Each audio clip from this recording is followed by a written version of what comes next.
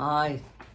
So the return to office mandate back in the news over the last 2 weeks, hitting the headlines again.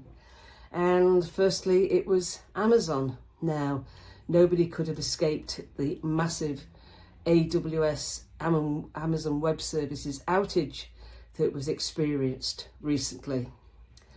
And myself and others are speculating that the return to office mandate enforced by Amazon has caused or contributed to that outage.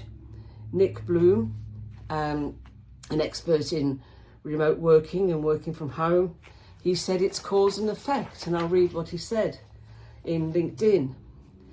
Cause: Amazon cancels work from home. A huge number of employees leave, particularly high performers in booming areas like cloud and AI. Effect: Amazon loses a bunch of top talent. Its AI business starts struggling, and its AWS cloud service has a massive outage. Joe Procopio, writing in Inc., his article was called Amazon's Return to Office Chickens Come Home to Roost. And I've borrowed that title in my newsletter this week. And Joe connected the dots and concluded that the exodus of senior talent from Amazon Web Services might be why it took forever to figure out why it broke the internet. And Corey Quinn was writing in the Register. And he said that usually the cause of these outages is the domain name service, DNS. And that the suspicion starts to circulate, where have the AWS engineers who've been to this dance many times before, where have they gone?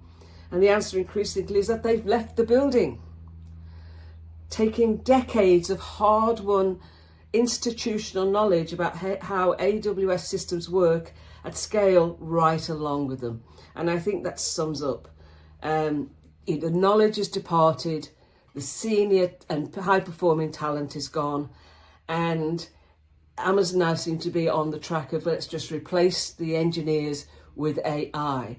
And on the 28th, there was another announcement that 30,000 more jobs were going to go from Amazon and be replaced by AI. What AI can't do is look at a problem and go, my gut tells me this could be the cause. It hasn't got that intuition and thinking creatively and outside the box. So, RTO mandate coming home to roost.